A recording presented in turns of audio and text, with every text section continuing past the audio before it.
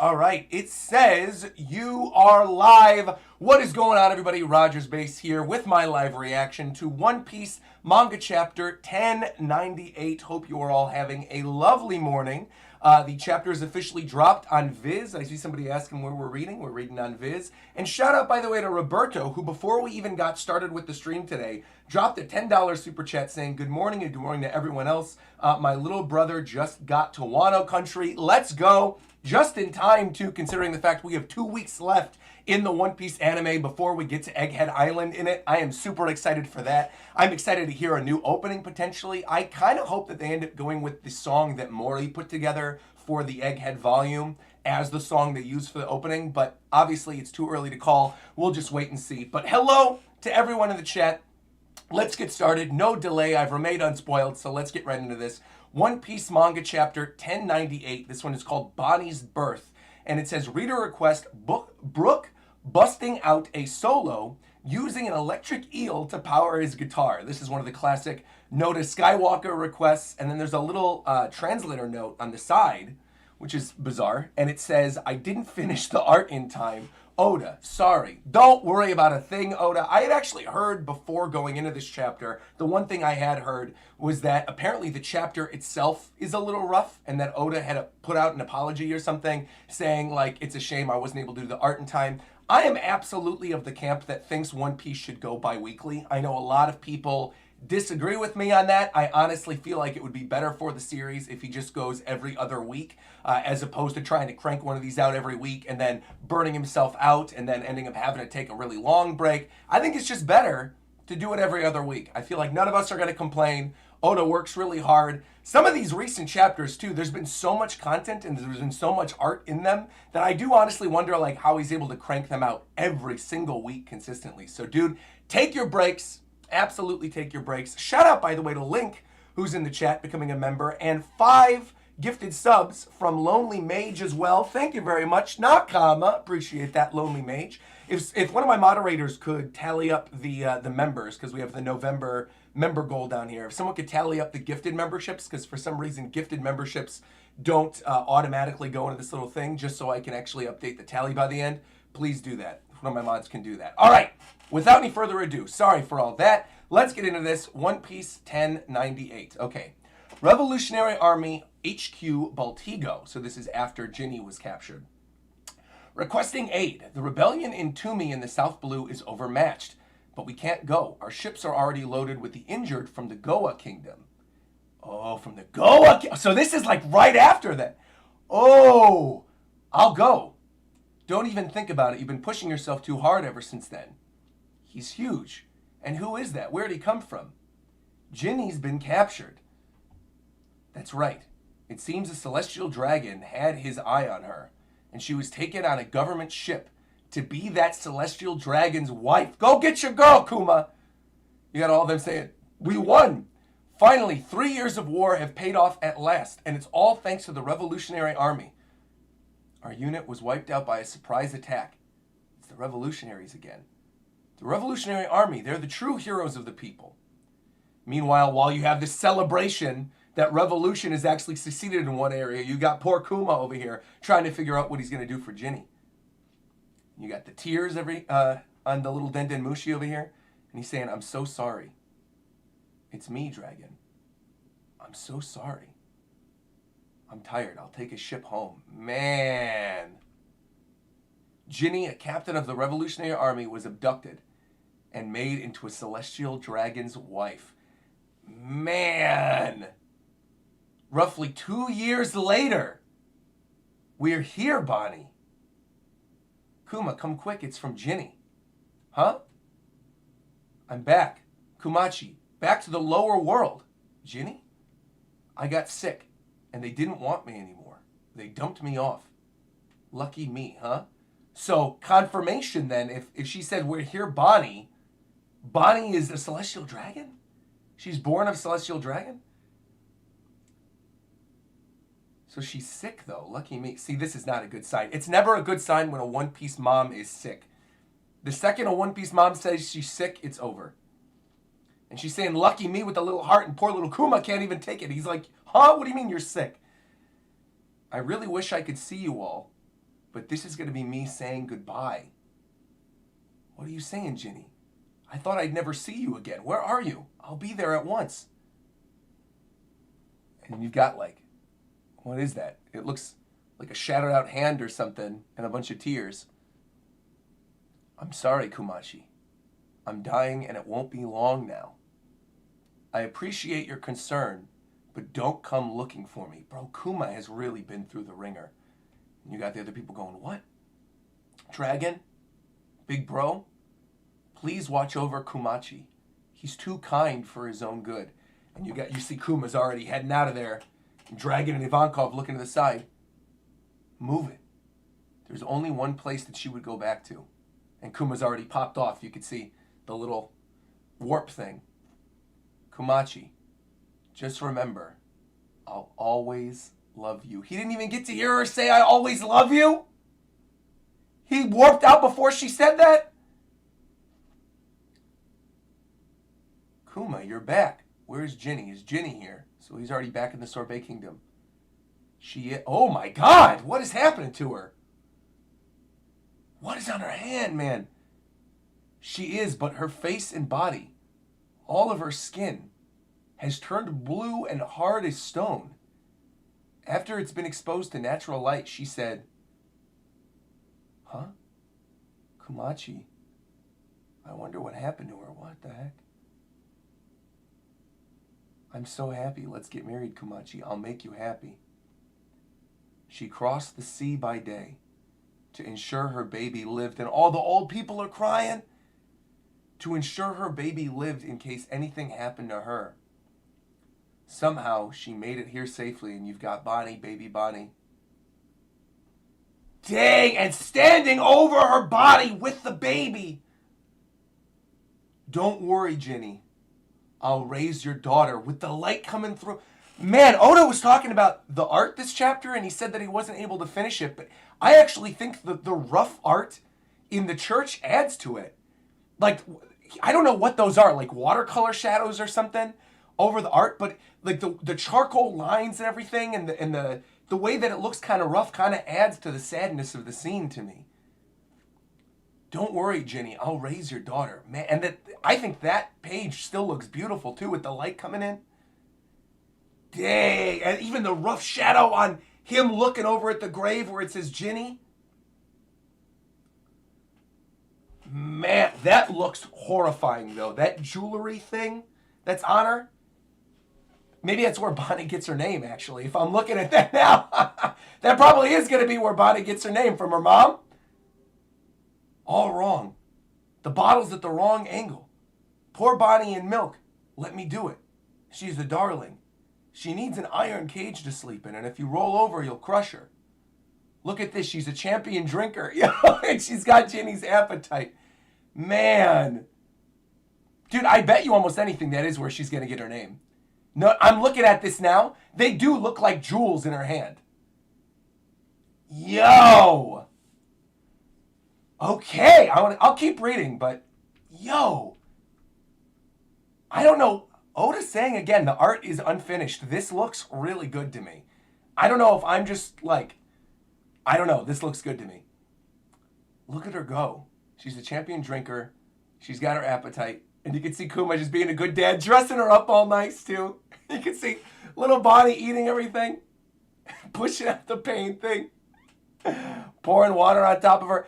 So Kuma will just warp away, leave, go do revolutionary stuff. He's chilling with the other revolutionary people. Meanwhile, he comes back. Is she in a cage? Like, what is going on there? Hold on, I gotta zoom in. Wait a second. What is this? So I'm looking at the panel. He's pouring the water over Bonnie, giving her a bath. And then you get the panel of the Revolutionary Army, and then all of a sudden he's laying over a cage.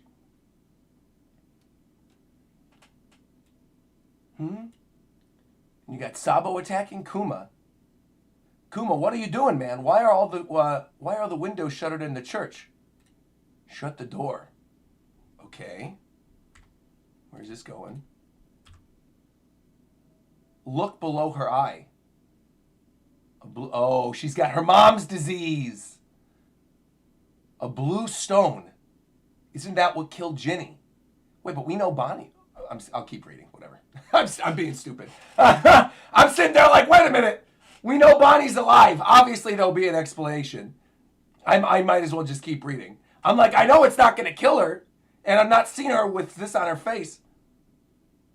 Call the doctor, please do. Now it's also clear as day, by the way, to the people who were telling me a couple chapters ago that those kids that that Kuma and Ginny were with have grown up, and they are straight up now the members of Bonnie's crew. Those are absolutely the two of them. I'm going to call the doc. Please do. When you go out in the sunlight, let's take you out for a test. Poor little Bonnie. It's not white lead disease, so I'm sorry, I don't recognize this one. Meanwhile, they're flying through stuff here. Meanwhile, Kuma's quitting the revolutionaries. Bonnie caught the same disease as her mother? Yes, and I don't know what to do, but I want to be with her. Very well. Live without regrets. We'll ask every doctor in the world that we can. I appreciate that, Dragon. See, my assumption, again, as we are moving into this, I know some people, it's my reaction, so I'm going to react. I know some people don't like to hear me speculate when the chapters aren't done, but I feel like this may be a good excuse for Kuma to go to Vegapunk. Because Vegapunk's obviously a scientist. He could probably figure something out. If Vegapunk is like, look, or the government is like, look, we can cure her, but you have to give yourself up. I could almost see that being a reason for him to do all of this, and that would be another reason why I see Bonnie crying. All right, 7 years ago, Bonnie age 5. 7 years ago. So she's 12. Oh my God, bro.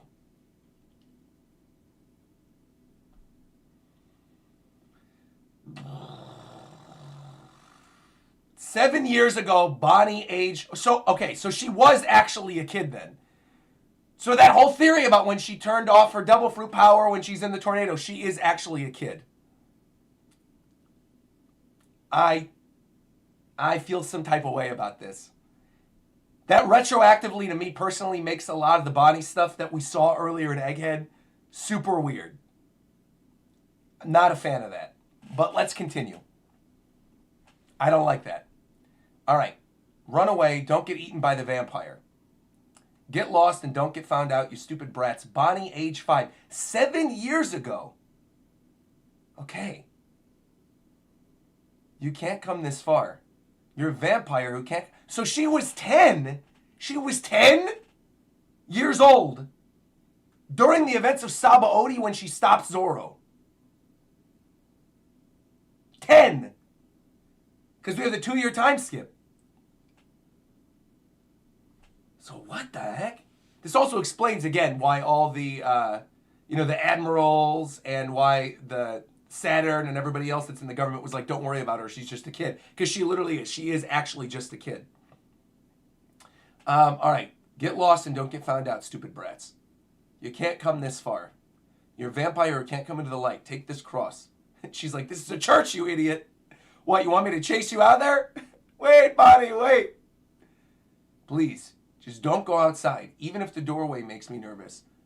And she's like, you're such a chicken, Daddy. I'm just kidding with them. Well, don't even do it as a joke. I won't. I don't want to make you sad. Man, you've grown up to be such a good girl. And she's like, come on, stop it, crybaby. You know what they did? They made fun of my face stones again. Is it weird? It's a disease. I know I can't help it. Oh, here we go. And he's like, what, your jewels? Yikes. They're just jealous because the jewels make you look so beautiful. You think so? I love them. Well, so there you go. Okay, so that's why she is. So I was right then. Okay. That is why she's called Jewelry Bonnie. Cool. All right. It doesn't explain why we haven't seen her with them in the time that we've been with her, but okay. She obviously is going to get cured, though. It says, after you're cured, Bonnie, what if we went on a trip? Where would you want to go? Oh, man. Do you know about the Sky Islands? There's islands in the sky? I saw them in a book.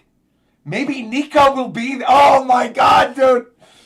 Let's go. Let's go. Put it all together. Very good. Maybe Nico will be there since it's so close to the sun. I bet you'd be excited about that, Daddy. And you got doom, da da doom, da da doom, doom, doom, doom, da da doom, da doom, da doom, doom, with the drums of liberation going.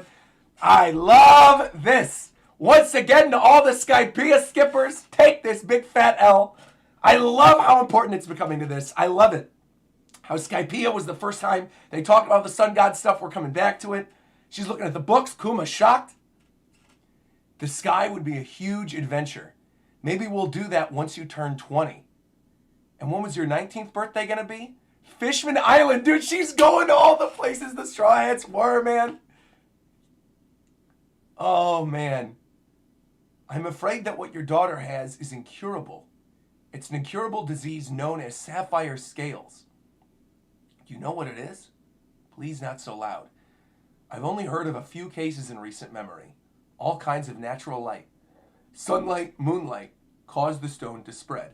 But even if you block the cause entirely, it will eventually spread over time. I'm going to be brutally honest with you, sir. Your daughter has 5 years to live. At best, she won't even see her 10th birthday, and there's no known cure yet. Age 10? It can't be. She's healthy. Is there really no way to stop it? Man, so that also makes Sabaody hit more now too, though. When you know she's 10 years old running around Sabaody with the people from the Sorbet Kingdom that were friends with Kuma and Ginny. And you think about Kuma, oh man, and Kuma showing up. Oh man, oh man, oh man. You see, she's trying to scare her. She's like, Boo. Bonnie, I thought you were asleep. I heard that. Now, what is it about age 10? What do you mean age 10? I heard age 10. Why are you crying? Is it about me? Age 10. At age 10, would you believe that, doctor? He told me that you won't get better until you reach age 10. It seems so far away. I was feeling a little down about it. So I'm going to be better when I'm 10 years old. Man! And then I could go around the world with you. And that's her inspiration for being a pirate. Oh, man! And he's like, what do I do now? Of course, you'll be better when you're 10. What have I done? 1 year later, the nightmare returned to the Sorbet Kingdom. Kuma. Kumachi, you have to help. King Bakori's gone and done it again. It's 16 years ago, all over again. He's going to burn everyone that he thinks is weighing the country down. He's inhuman, I tell you. They're slaughtering folks in the street. To be continued, One Piece 1098, end.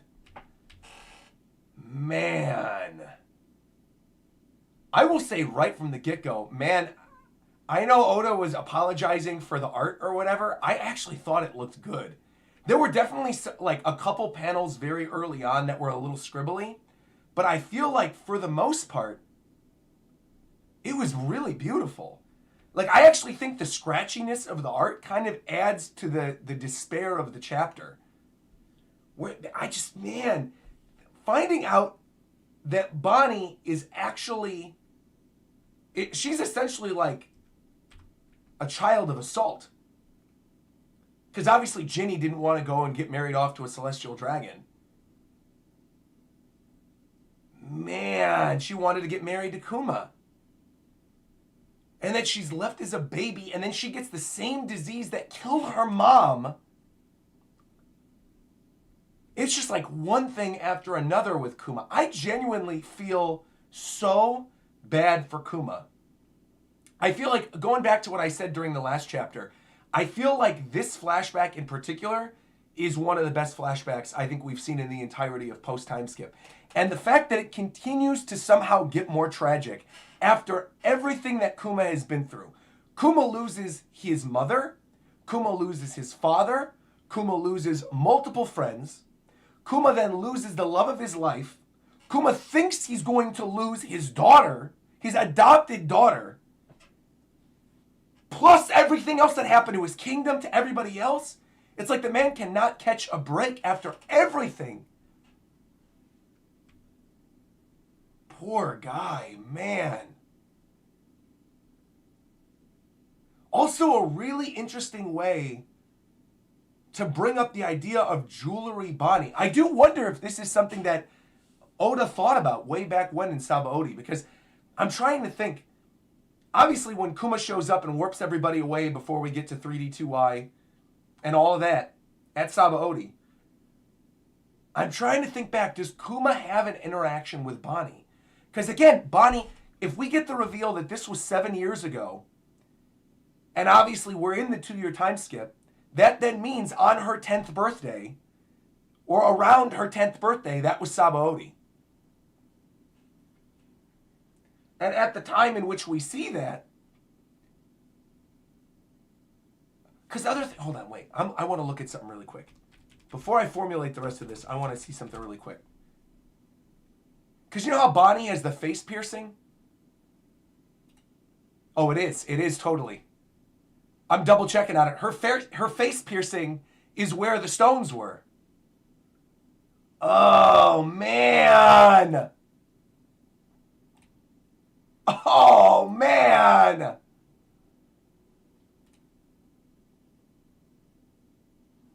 So then maybe she gets cured and then she puts the little piercing there to either cover up the scar from when they remove the jewels or something.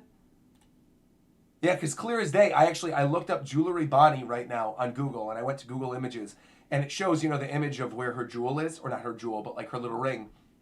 And they're actually showing an image at the very beginning of Egghead, where you see her as a kid, and you see right there the little ring on her face where it was.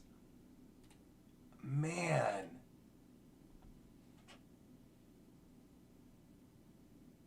Poor little Bonnie. And then the whole thing with him quitting the revolutionaries and then coming back, thinking about all the other stuff that's going to happen. The stuff that, I'm assuming this whole thing, the Nightmare Return of the Sorbet Kingdom, I'm assuming this is going to lead into what we're going to get in chapter 1099, which is, I'm assuming, going to be the Kuma the Tyrant moment, right? Like where Kuma kind of gets his name and where he sort of figures out his in between the stuff with the warlords and the stuff with Vegapunk and the stuff with the revolutionaries. Because obviously Kuma juggles a lot of hats. And so I feel like next chapter is probably going to be that. Seeing the whole thing with Kuma the Tyrant. Then honestly, I feel like 10100 or 1100, it won't be 10100, but 1100, I think is going to wrap up the Kuma flashback. I think that's going to be where the flashback ends. Because now I'm thinking we're getting a lot of information. We know about Bonnie now. We know about what happened to Ginny. We know about the stuff in God Valley that we need to find out about. We know about most of Kuma's memories up to this point. I feel like if I had to make a prediction, I do think next chapter is going to be primarily focused on the Kuma the Tyrant story. And I think the stuff with him working with the world government, which also adds another layer of cruelty to it. When you think not only does he become a slave to the world government and a slave to the celestial dragons after the time skip, when we see him there in Marijoa again, but also his love of his life was married off to and assaulted and had a child with a celestial dragon. And that also explains why Akainu and the others are like, no, leave her, because she's technically a celestial dragon then too. The layers, bro. The layers to this. I will also say, while I'm still in my review portion, before we get into super chats, before we get into all this, I do genuinely like that she's not a clone of Ginny. And I do genuinely like, despite me not liking the whole, like, she's actually 12 years old thing. I think that's a little weird. It just makes, it's not that it's really that weird in terms of the story. I actually think it works for the character, for Bonnie. I think it just feels weird with how much she's sort of been sexualized in the story. Technically, she's grown up, right? She used her devil fruit power, so she is grown up. But the fact that she's got like the mind of a 12-year-old, it's kind of weird. I feel like the only person in the story she should be with is Momo. Because her and Momo both age up and they're both kind of like 12 years old. So I feel like the two of them are fine together. Her and Momo can go off and get married or whatever. They both have pink hair. It's fine. But beyond that, beyond the whole weird age thing, I actually do like that Bonnie is truly like Ginny's kid. And I do also think it adds another layer to the story of Kuma, her being the child of a celestial dragon. So I actually like that too. I also really like that not only is she not a clone of Bonnie, but I also really like that she's not Ginny. I saw some people saying, even last week, I saw some people saying that potentially Ginny is like force-fed the fruit that Bonnie has, and then forced to do all these other things, and that Bonnie was actually technically Ginny the whole time. And I was like, that would add a different weird layer to the stuff we already saw with Kuma, with Bonnie as his kid. It was just, the whole thing was very bizarre to me. So I'm really glad that is not the case either. I actually think, as sad as it is for the story, and as terrible as it is for Kuma, I think for the purposes of the story, the way he played out the stuff with Bonnie is honestly like best case scenario. In terms of all the different story ties and putting everything together and tying it up with a neat little bow, having Ginny die, having Bonnie be the child of a celestial dragon, and then having Kuma raise that child as his own, only for her to potentially succumb to the same disease that Ginny had, but then him almost having a second chance with Bonnie, and having these 5 years to basically try to find a cure for her. Because again, we know she's going to be cured by age 10 because she's there in Sabaody. I do think it's the best way that it could have possibly turned out. Yeah. I also love, we kind of skipped over this a little bit, but something I love, on page 8 of the chapter, you get that moment of Kuma training Sabo, which is something that you see in the Sabo special episode, which has never been canon to the manga. Now it is. So you're seeing that little bit with Sabo training under the Revolutionary Army, fighting against Kuma. Literally that little bit that prior to this was canon only to the anime. It's really cool actually seeing it in the manga here. I like that a lot, especially as somebody who's a Sabo fanboy. I like that. Man, oh man, oh man. Absolutely brutal chapter though. And I also stand by what I said earlier. I definitely think that it should just go every other week.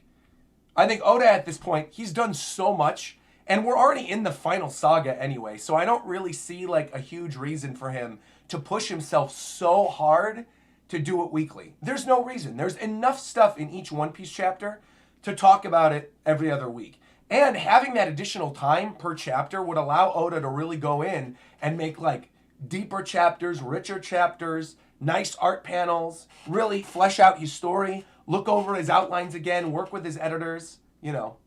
I see no downside to it, especially because I feel like some of the best chapters of Egghead, even though this whole flashback I also think is kind of peak Egghead Island arc, some of the best chapters of Egghead I feel was like the stuff that we got after his month-long break. I think a lot of the stuff that we got right after he took that month-long break was really good. The art in those chapters looked really clean, looked really nice. The story was moving at a good pace. So, yeah, man. All right, let us continue. Is there anything else I want to discuss before we get into Super Chat and theories and before we see James's thumbnail for the week? Let me just sort of breeze through. We get this stuff with the revolutionaries. I also, I touched on it a little bit as I was reading the chapter. That bit in which he warps himself away as she says, "I'll love you, I'll always love you."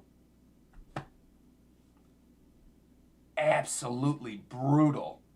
That she's literally on the phone with them. He warps away before he can hear "I love you" is just terrible. And then when you see that shot of her again, where she's already dead, laying next to the phone with the jeweled up hands and the jeweled up legs.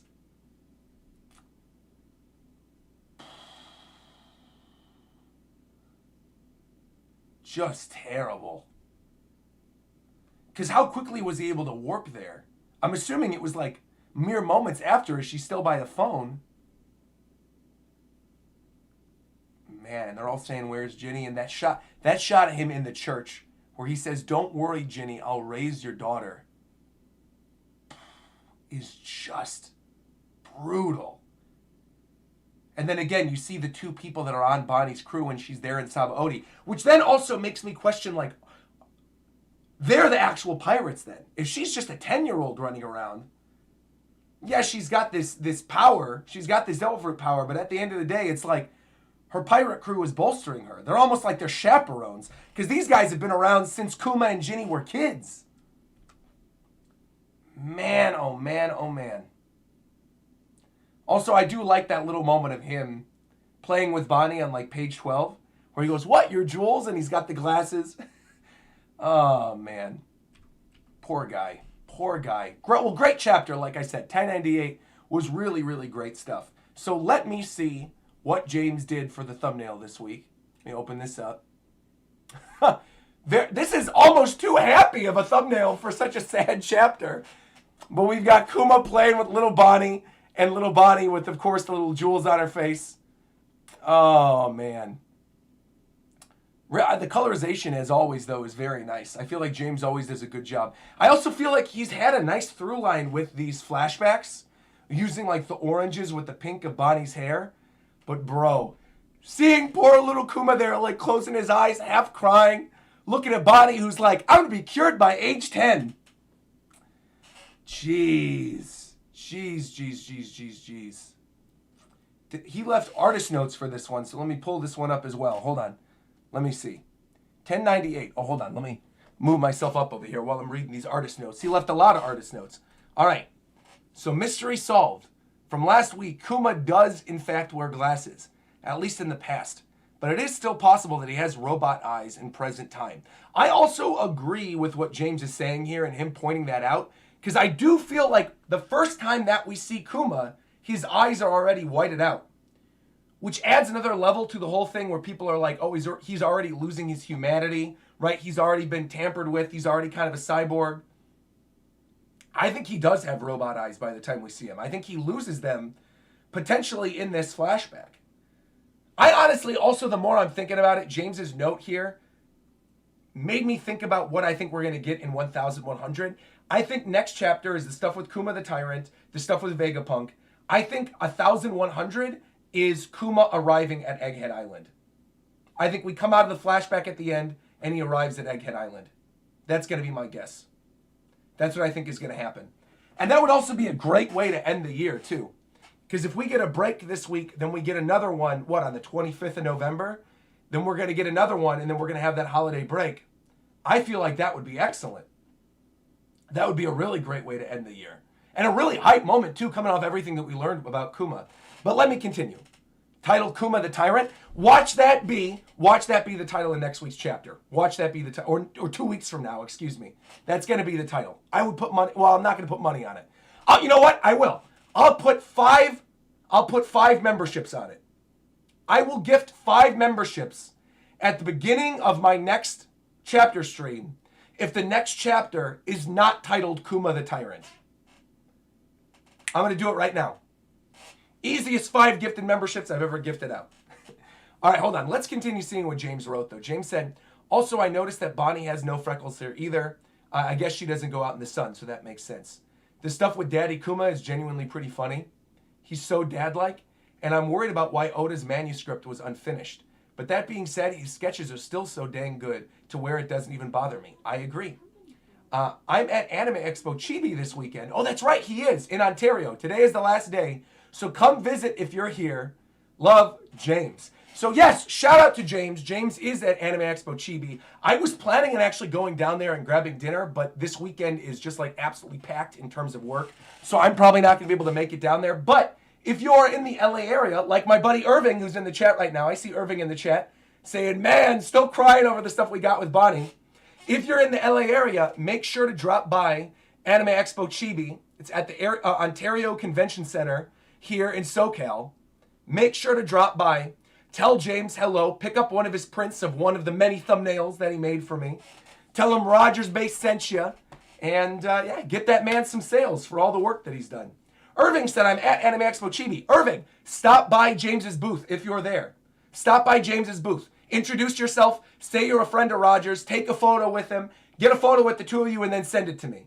Where is he at? He is in the Artist Alley. So look in the Artist Alley for Kentaro PJJ James. Look for him. You'll see him. You won't miss him because you'll see my thumbnail art literally splattered all over his booth. So you literally will not miss him anywhere. You'll see me at the booth. You know what I should have done? I didn't even think of this. I should have brought James a bunch of plushies to sell at the booth. I totally should have done that. James, we'll do that next time. We will do that next time. I'll bring plushies. I'll bring Obi plushies and Roger plushies to sell at your booth. That's such a good idea. I don't know why we didn't do that. All right. And Irving said, bet I got you. I'll support him. Perfect. Fantastic. Well, once again, great work, James. Beautiful, beautiful thumbnail this week. Really, really like it. Let us get into the chapter, super chats, and let's get into the theories because I think like there's a lot of stuff to go over. Let me turn on my chat box again as well, my alert box too. Everything's going back on again. Again, very good chapter. Wow. All right, let's go back to the very beginning of this. Because, man, a lot of people were super chatting earlier. Monkey D. Dexter said Emu plus the 20 former princesses, and now Luffy and the 20 princesses? I don't know what that's supposed to mean. But feel free to clarify that in the chat, Monkey. Link Vox super chatted and said, think about when Bonnie looked into Kuma's memories. That means she saw her mom and Kuma's love story and her mom's face for the very first time. She saw her mom without the jewels. That is true. That does add another level to what we saw with Bonnie. Oh, man. Hey, just another living thing going, hey, Roger, it's Emmy's partner again. Hey, hello, hello. Saying, Kuma is my new favorite character for sure. I always love catching you live. And I don't blame you at all. I feel like, man, all this stuff with Kuma has just turned him into one of the best characters in recent memory. I feel like Kuma was already a good character for everything that he did in the story, but this has just leveled him up to a whole different level. Really, really good. We got Mackerel becoming a member again, saying, can't believe I called it. Ginny was captured by celestial dragons and made into one of their wives, and would end up being abandoned. There you go. You called it. Ace super chatted and said, this chapter hit so hard. I was an emotional mess when I first read it. Fully expected him to go Terminator next chapter, and that's where he's going to get the Tyrant moniker. There you go. Another one.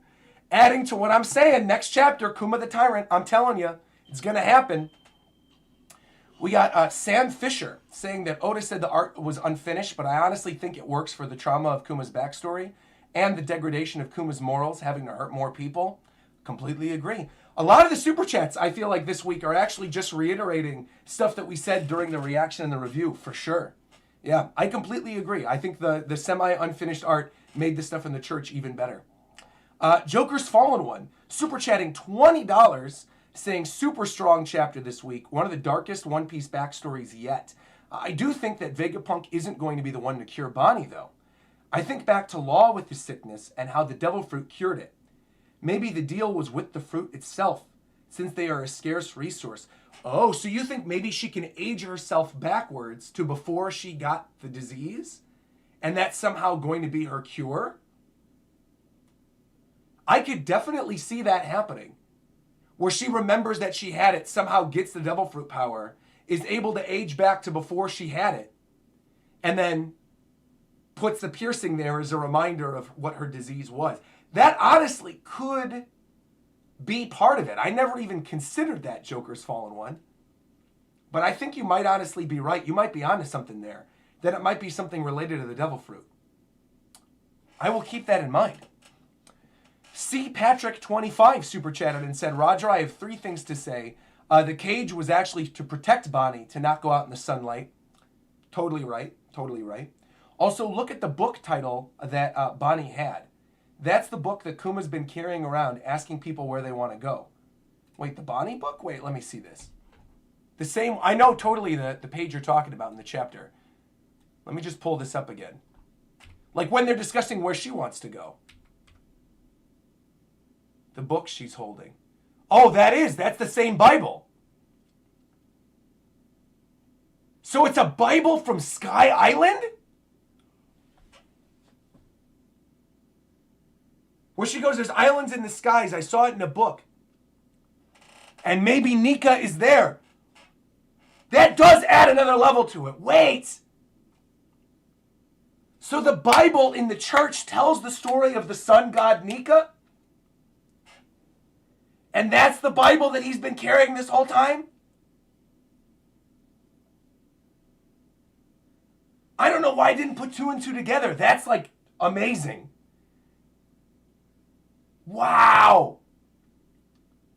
So the whole time it wasn't that Kuma's Bible was like a Christian Bible. It was the Bible of the sun god Nika. And he had this the whole time in the story? Wow! Wow, wow, wow, wow, wow, wow, wow. Dude, honestly, this is one of those things, though, that even if Oda didn't plan this, 20 years ago, the stuff with the sun god and the islands in the sky and the Bible and that being Kuma's Bible and all of this, even if he didn't plan this and he's retconning some of this just to make sense, the retcon works so well that I don't even care. It naturally weaves so well into everything that we got in the story thus far, doesn't contradict anything, and I think kind of makes perfect sense. But honestly, with the stuff that we get with the silhouette of Luffy in front of the fire and the stuff that we get in Skypiea and the sacrificing of the people in Skypiea as well, and then the stuff with the Bible, I do kind of feel like he planned all of this. Especially when you think about the first time we actually saw Kuma in the story, too. Man, really, really, really good stuff there. Thank you for pointing that out. Also, I want you to Google Saturn Sapphire. I will Google it right now. Saturn Sapphire. The gemstone that increases the power of understanding. The person works sensibly and has deep thinking. Oh my God!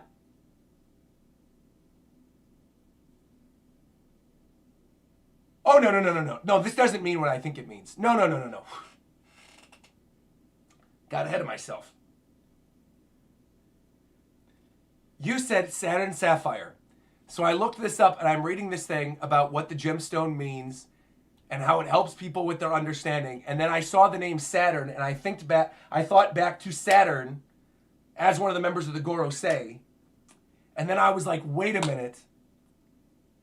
Did Saturn kidnap Ginny? And is Bonnie the child of Saturn and Ginny? Which would have been horrifying. But I don't think that's what that is. I can't imagine. I mean, the story's gotten very, very dark in this stuff with Kuma. I cannot imagine him making it that much darker in which Saturn is actually Bonnie's dad. Because Saturn isn't technically a celestial dragon, right? Saturn is a member of the Gorosei. They're above the celestial dragon.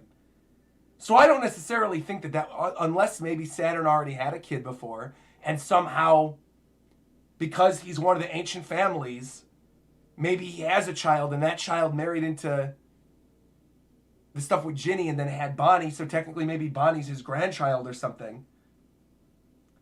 I guess maybe they are considered celestial dragons. Well, their families are, right? Like, I guess technically they would be too if they're the patriarchs of the families. But what I mean by that is that, like, I feel like Saturn is obviously very old. And I also agree that if Saturn... Well, no, Majin... No, wait a minute. Because Majin said if Saturn is the dad, Bonnie would have seen it in the memories. Not necessarily.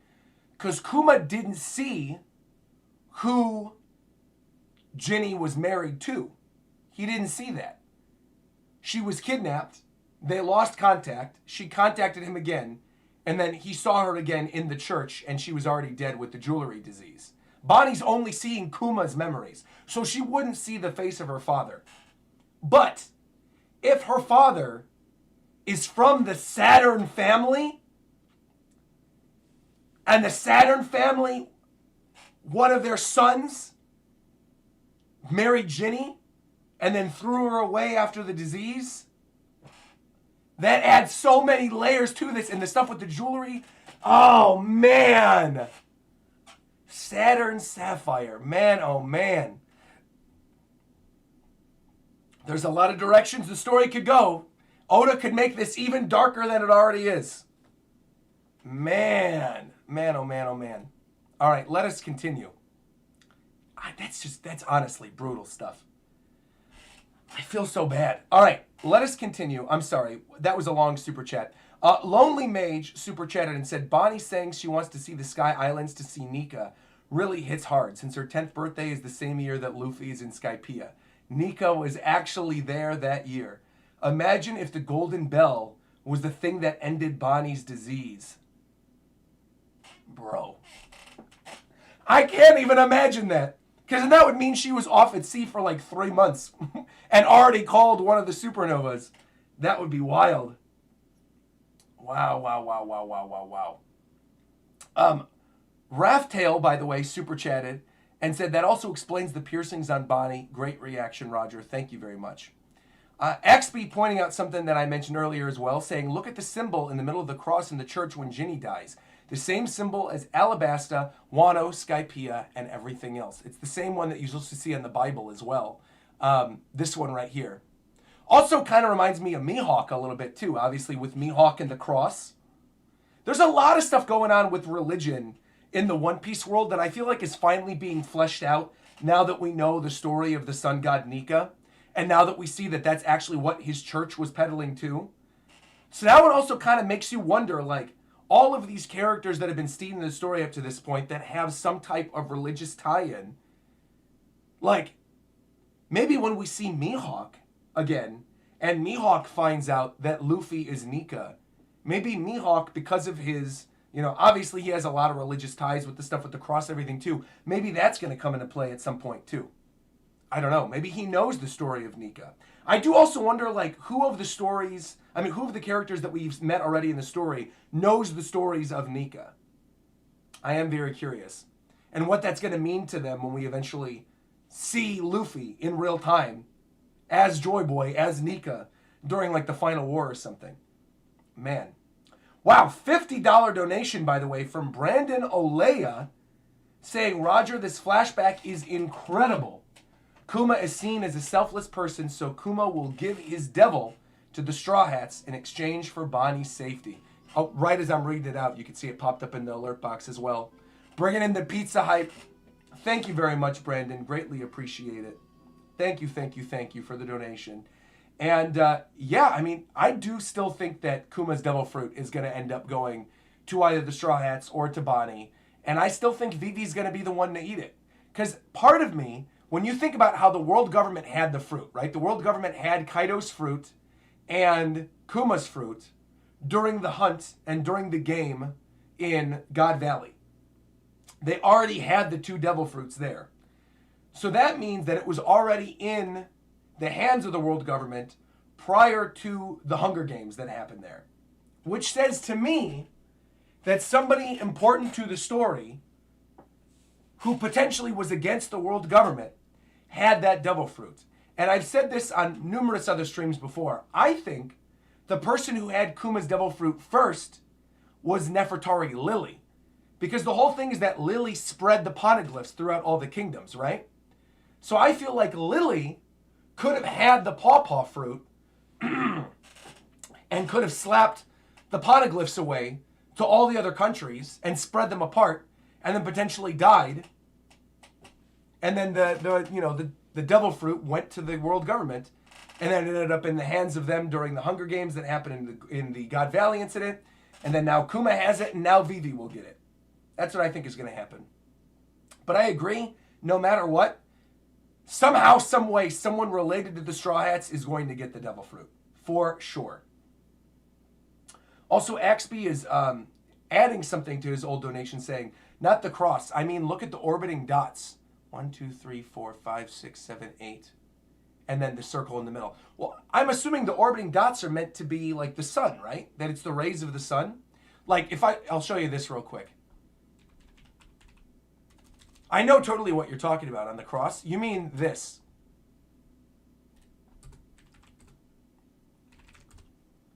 Because the orbiting dots around the sun on the cross reminds me a lot of this.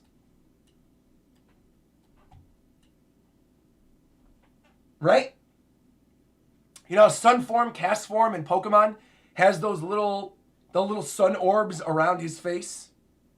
And then it's him in the middle. P. Jordan said, are they not planets? See, I don't think they are in this case. I think they may have been planets in a different case. I don't think they are in this case. I think in this case, it's meant to represent the sun. Because now when you know that the Bible is talking about sun god Nika, and you look at the cross there, I almost feel like the image in the middle is not the... Well, actually, it could be planet. It could be, you're right, It could also be the planets revolving around the sun. It could be that too. But I think it doubles as like the sun's rays, right? Where you could see the symbol a lot. Where it's like the sun is in the middle, you got the planets surrounding it, but it also kind of doubles as like the rays coming off of the sun. You got the Thousand Sunny. You've seen the symbol in multiple other story arcs. Man, oh man, oh man. Man. There's just so much layered into that one symbol that really, we've seen it so many points in the story up to this point, but you didn't really understand the full, deeper meaning. And now, it could mean the planets. It means the sun. You see the cross there, the sacrifice of Nika back in the day, the Bible that Kuma carried around.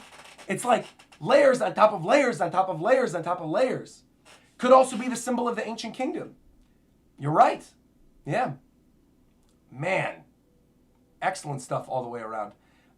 King G, by the way, super chatted and said, the celestial dragons and their disease killed Bonnie's mom, and technically her dad because of his sacrifice. Bonnie, future Straw Hat incoming, question mark? I mean, I wouldn't hate Bonnie joining them. I wouldn't hate Bonnie joining the Straw Hats. I was almost going to say Bonnie's a supernova, though, so that means she couldn't join. But then again, we have 2 supernovas on our crew because we have Zoro as well. But then that would mean her crew would probably have to come with her. Unless her crew was already wiped out and she's just there on her own now. And she needs a crew to join and she joins the Straw Hats. Maybe. Maybe. Look, I would not be against Bonnie and Vivi both joining. I think that would be great. I would be very happy to see that. Chris also said, since she's half celestial dragon, maybe she's getting Sapphire from being in the lower realm, which is why the dragons wear spacesuits to protect themselves. Interesting. I didn't even consider that. Maybe it's a disease if you're a celestial dragon. But wait. Because Doflamingo doesn't wear a spacesuit. And Doflamingo's a celestial dragon. I mean, so maybe not every celestial dragon is going to get it. But Ginny wasn't already a celestial dragon, was she? She was like one of the rabbits on God Valley. And then married into the celestial dragon. Maybe what it is. Maybe what it is that if you are a regular person and you either mate with or are the child of a celestial dragon, you can get it. Maybe it works like that a little bit. It would explain why Mostjard didn't take off his helmet either. Maybe. J7 in the chat is saying, I actually think St. Charlos' dad, St. Roseward, is the one who's going to be Bonnie's father. It was foreshadowed in Sabaody Archipelago that St. Steele, a bride of a civilian, introduced Kuma as Bonnie's dad while he was still a slave. Excuse me. Oh, I have to go back and look at that. I don't remember that. Here, let's go back. We still have a lot of other super chats and a lot of stuff that people are bringing up. So Axby brought up the stuff with the symbol. Chris brought up the stuff with the half celestial dragon thing. And Sam is saying, I never liked her face piercing, but now it makes sense. And I wonder if it's exposed cybernetics from the sapphire scale cure. Oh, you think maybe it's like something that was put there to cure her? That it's like a ring that maybe protects the sapphire scales from moving on in her body? Maybe. Could be that too. I never even considered that. That's like an implant of some sort that stops the thing from spreading. Yeah. Also, Heidi brings up a really good point in the chat saying, you know, there's definitely royal families in real life that have intermarried and are known to have strange illnesses or characteristics from the inbreeding. A good example of this is the Habsburg jaw. We've seen this so much in history, right? Especially in like Victorian history, where people are inbred and married and then have all these other diseases. So yeah, I mean, Heidi brings up a really good point there. Maybe that is something to do with the celestial dragons as well. Maybe that's why the celestial dragon wanted to marry Ginny, because he didn't want to marry another celestial dragon, because he didn't want to get sick. I'm glad she brought that up. Poof also donated this week and said, is Kuma going to take the sapphire scales out of Bonnie to cure her, and then she gets the fruit later? Then she has it now that Vegapunk made him a robot. Ooh. I kind of like the idea that, yeah, Kuma saying, I'm going to sacrifice myself anyway, takes out the disease. Because the whole thing was, in earlier chapters, he said, I'm only going to take out a disease or like pain that's minor. I can't take out like serious illnesses. But if he knows he's going to die anyway, and the illness is going to get to him, maybe he does take it out so she can go travel the world. And that's when he sacks himself. Because again, it's the same year that Luffy starts his journey. So maybe he takes it out. He says, be free. He gives himself up to the government, becomes a cyborg. Again, it's adding layers to it. And the thing that's so beautiful about this is Oda could go in so many different directions with the story, with the things he set up and placed, and have any of these options make sense. I love that. Wow. I love that idea. Joker's Fallen One super chatted again and said, the Sapphire Scale disease could also be why the world government maintains the amount of children the Celestial Dragons have. They're potentially given an antibody and they pass it to their slaves? Maybe. You think they have the... Well, obviously someone has the cure if Bonnie doesn't have it anymore. But you think the Celestial Dragons have the cure for this and are purposely withholding it? Absolute scum. DW is talking about something we talked about a little bit earlier in the review portion, saying, Bonnie's age reveal in this chapter was a little too simple for me personally. I think there's going to be more connected to that, to her disease, and to the devil fruit in the next few chapters. So building upon what we said earlier with maybe there has something to do with her devil fruit power, removing the disease or something like that. I definitely feel like there is going to be more to it as well. Shondar super chatted and said, I actually like how Bonnie left how Kuma left the Revolutionary Army long before all the Vegapunk stuff. Ivankov was genuinely confused at seeing the pacifistas. Yeah, I mean, again, that adds a whole nother level to the stuff that we've seen with Ivankov and Dragon in the story up to this point, too.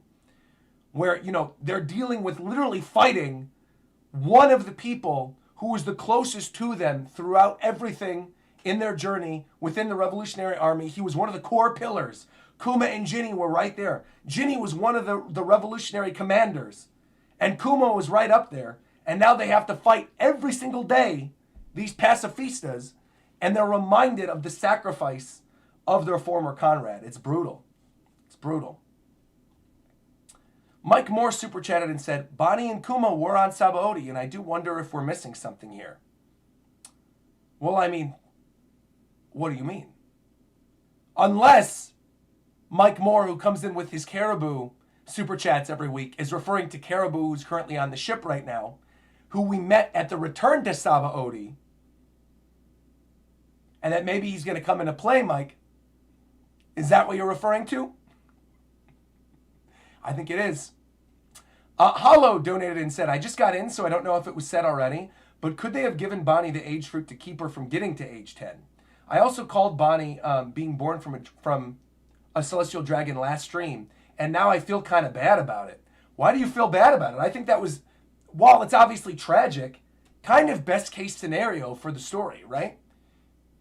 I think it's good, because then it means that Bonnie doesn't have the real Buccaneer blood, which is the whole thing. That's the reason why Kuma didn't want a family and didn't want children, is for such a long time, he said, I'm worried about passing the Buccaneer blood on and then potentially giving her a bad life. So again, I think it makes a lot of sense for the story. Yeah. Thank you again to all these people re-upping their memberships. Greatly appreciate it. I'll make sure to shout you all out before the end of the stream. Greatly appreciate that. And Hollow actually added to his super chat and said, if light is what causes sapphire sickness, could that maybe be why the sun god is the enemy of the celestial dragons? Again, tying everything together. Good way to think about it. Selena Riley super chatted and said, HC for me is that Bonnie chose her current age. Because the headcanon for you is basically that Bonnie chose her current age because in a different timeline, Kuma marries Ginny when she first asked. The time fits and even has a move that made her look like she was part Buccaneer. So she does say like alternate timeline attack or whatever, or like diverged timeline attack a couple chapters ago. Yeah. Yeah, maybe it is. She basically has the idea of what it would have been like if she was actually the child of Ginny and Kuma. Man. You're awesome, RogersBase. Thank you, DJ Poken. Appreciate that. And Rob said, if you read the chapter again, you'll notice they do say any light. Not just sunlight, but moonlight as well. Well, again, that ties into what we've seen here too. Because again, who's been going against the bad guys in the series? The Minks. How do they go so long? Moonlight. The moon controls the tides. The moon and the sun, obviously so important to the story. And then obviously, the idea of them being in spacesuits, potentially living not only in space, but protecting them from the sun. It really is wild when you think about like the introduction of the celestial dragons and the introduction of the Revolutionary Army, and all the stuff that happened in Skypiea with the Sun God and Kuma's Bible. Like just how Oda was seeding this stuff out pre-time skip to get us to where we are now. Really ridiculous. Shinigami Ken also said the fact that we didn't see Ginny's body makes me almost certain that we might see Bonnie getting the disease again, and that Chopper might have to be the one to heal her. I could see that happening.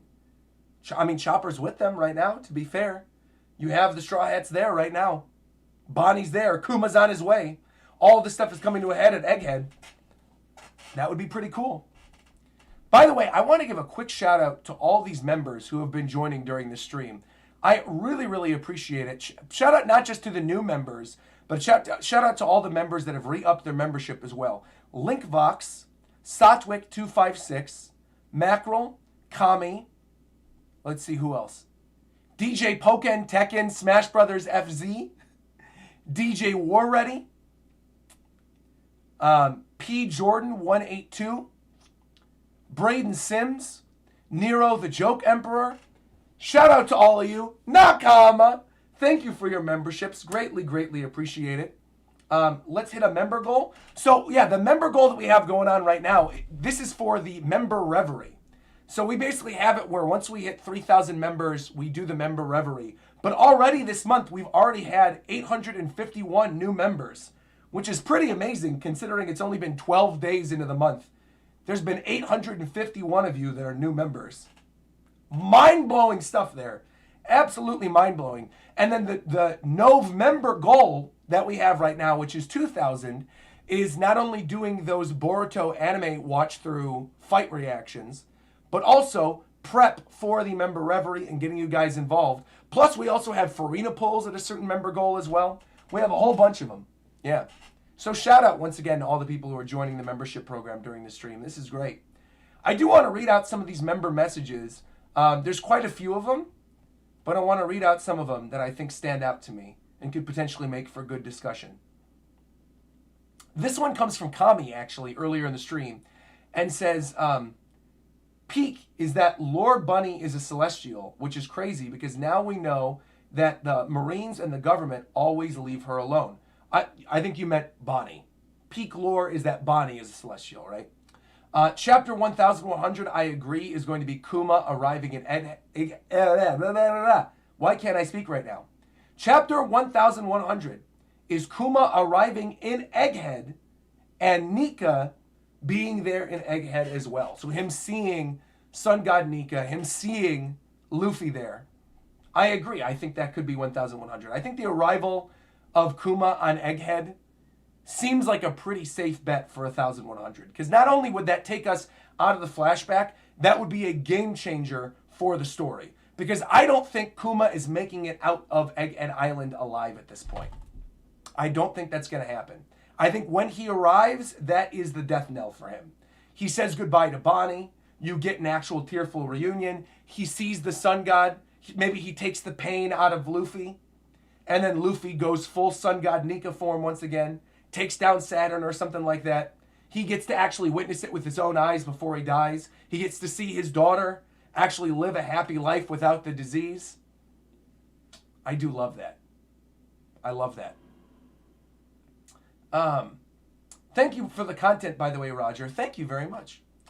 Do you think Bonnie will try to save Kuma and revert him back before the cybernetic change? You know, I want to point out something that Satwick said earlier, which goes in line with what Denjin said. which is that what if Kuma is absorbing all this damage now, and when he goes to Egghead, he takes it out of himself and uses it on Saturn to weaken him so they can all escape.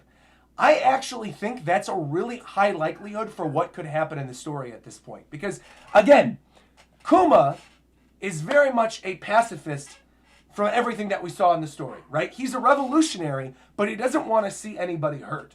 Whereas Saturn, as one of the Gorosei, one of the leaders of the Celestial Dragons, is obviously one of the worst people in the world.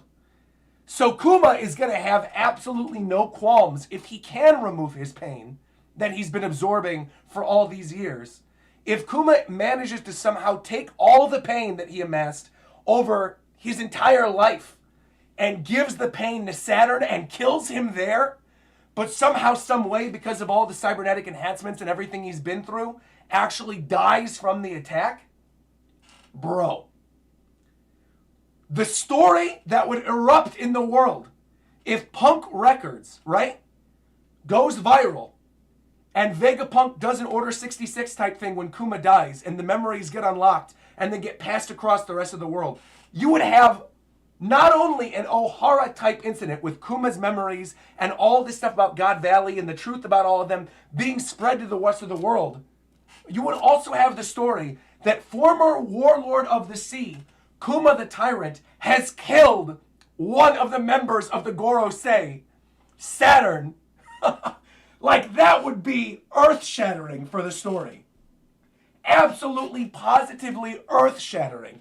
If we get Saturn's death by the hands of Kuma the Tyrant, former warlord of the sea, same day that all the news gets spread across everywhere and Big News Morgans is sharing the headlines, things could go wild. Plus, if it's reported on that Luffy beat Kizaru, that one of the Yoko has defeated one of the admirals, like, there is so much at play.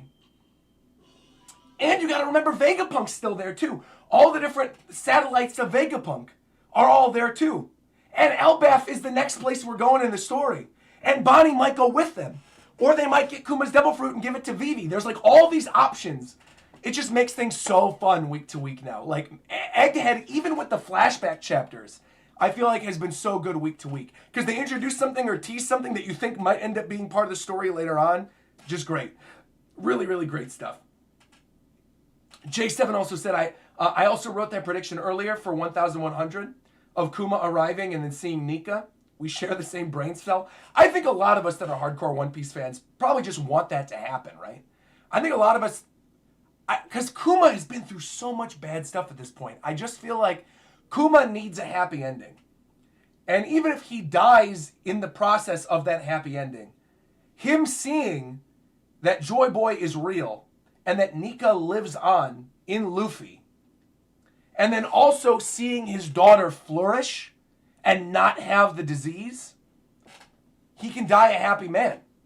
Especially if he's able to take down Saturn in the process. Man, I've always thought that 1100 would be the actual beginning of the Egghead incident. Totally. And that would be the beginning of it. The beginning of it would be right there. But technically it would have started when Saturn showed up. But still, like the actual big chunk of it, where all the stuff starts going down, would happen right there when Kuma arrives. Yeah. So I totally agree. I think that would be awesome. I guess technically the Egghead incident really started when the Vice Admirals were attacking and Luffy was fighting Kizaru. But even still, I think the thing that's the beginning of the conflict that is going to have repercussions throughout the rest of the world, I think, is about to begin. Yeah. Hendrix, by the way, became a member again. Thank you very much. Saying, after this arc, I could see Oda do a twist on the Sanji Alive poster and only list dead for Luffy. For being the Sun God Nika post-leaks. That would be wild. Man, only dead? Could you imagine? Only dead as the new bounty poster for Luffy after Egghead would be insane. That would be insane. One Piece is just so good, man. It really is. I very much enjoyed reading this chapter with all of you, speculating on what I think is going to happen next. Obviously, there's no chapter next week, but I want to announce something for all of you right here, right now. Actually, 3 major things. 3 major One Piece related things. I was saving this for the end, but they're very important, so please listen. One thing, if you have not already, go watch my set visit video from the One Piece live action. I was finally able to upload it. The strike is now over. I can finally cover One Piece live action now. I can talk about One Piece live action. I could fanboy over it. My set visit video is now up on the main channel. If you've not already left a like and a comment on that video, I am asking you, go do that right now. Because I put so much blood, sweat, and tears into that set visit video, and it was so much fun getting to see everybody, hang out with the cast, hang out with the crew. Matt was so awesome setting that whole thing up together for me and Reagan to go explore everything. It was just such an amazing day, and I think it's a lot of fun to watch too. So if you're a One Piece fan, go watch the set visit video. In fact, I will put a link in the chat right now to it. Let me see this real quick, so then you guys can go and watch it. Here we go. Whoop, I clicked on the wrong thing. Here we go. Set visit video. There we go. Copy paste this. I'm going to put this in the chat. And there you go. So there's the set visit video right there. How are you so lucky with Nintendo and One Piece, bro? I'm so jealous. I love talking about what I love. That's it. That's all it is. And so anyway, so yeah, the set visit video was one thing I wanted to bring up. The second thing, tomorrow, Monday, I will be uploading my live reaction to the first episode of One Piece live action. So make sure you check my YouTube channel tomorrow, because my live reaction to the first episode of OPLA is finally going to go up tomorrow. Do not miss it under any circumstance. Watch that video. Again, I know it's been a long time. I know most of you have already watched it, but because I was not able to cover it when it was actually happening, this is the opportunity for me to make the content. And I would love, because so many people have been begging me for the content for months now, I would love for you guys to actually go support those videos. So please, please, please, go support that set visit video. Go support the live action videos. It would mean a lot to me. And the third thing I want to bring up that I can officially say right now, obviously there is no One Piece chapter next week. However, I need to give a very special shout out to some members in my Discord server really quick. I got to give a very, very, very special shout out. As many of you know, we put together the One Piece character popularity poll last month, and we have to release the results of the One Piece character popularity poll. Over here, okay, on my Discord channel, I need to give a shout out to the people who have been working on tallying this stuff up. Let me pull this up. Counters. Show member list. People who have access to the channel. Edit channel. So, I want to give a shout out. Wait. Let me pull it up. I don't know why it's giving me a hard time pulling up these rolls. Here we go. Poll counters. Where are they? Poll counters. Poll counters. Where are you? Here we go, poll counters. All right. I want to make sure that I got everybody's name. Shout out to... Wait, why is the name... Why is it doing it like this? Why are they shortening the names? Rimuru Tempest is one of them, but why are the other names getting shortened? This is annoying. Wait. I need to give a special shout out because they've been putting in so much work. I don't know if they all just changed their names to D, R, Z. I don't know what this is about, why their names got shortened. But, okay, I guess I can't shout you guys out. But you know who you are. Oh, wait a minute. Check your DMs. All right, Poof's got me. Thank you, Poof. Thank you, Poof. Are you going to give me the names? Let's see this. Because I want to shout them out because they did something amazing. Thank you, by the way, Poof. Shout out to Infam CL, Philip Dew, Dear Sixlet, Ricky Cocaine, and Rimuru Tempest 333, plus Das Poof, Noob Queen, and all of my moderators over on Discord. These guys put in so much work, and not only counted all of the results of all of the character popularity poll, but they put everything together into this really nice Google spreadsheet that gives the exact tally of every single character that was voted for on the poll. And this sheet and the full results will be revealed on a stream next Sunday. So next Sunday, we're going to do a giant result stream. I've extended the invitation to all of them who are poll counters and all of my moderators to join me. And we're going to have a big Discord call. We're going to celebrate the character popularity poll. We're going to reveal the character popularity poll live to all of you. All the results are going to go live next Sunday, same time that we normally do the One Piece chapters. It's going to be 8 a.m. next Sunday. We're going to reveal the results live right here. So shout out again to all the poll counters. Shout out to all my moderators. It's going to be an awesome week for One Piece content, even though there's going to be a break between the live action, the live action reactions, those going up live, plus the set visit, plus the popularity poll results. It's going to be a great week. I've been putting in a lot of work, and I'm very happy to see all this stuff finally get released. So thank you once again, everybody, for tuning in today. Greatly appreciate it. Thank you all. Like, comments. Also, thank you, by the way, one last thing. Thank you to Math for donating $10. No message, just sending $10 my way. Appreciate it. Thank you very much. And thank you to India saying, Happy Diwali, Roger. Happy Diwali to you as well. Love the One Piece set video. Keep up the good work. Thank you, Sifu. All right, everybody. Thank you very much for tuning in. Like, comment, subscribe. And until next time, I'll talk to you guys later. Bye-bye, everyone.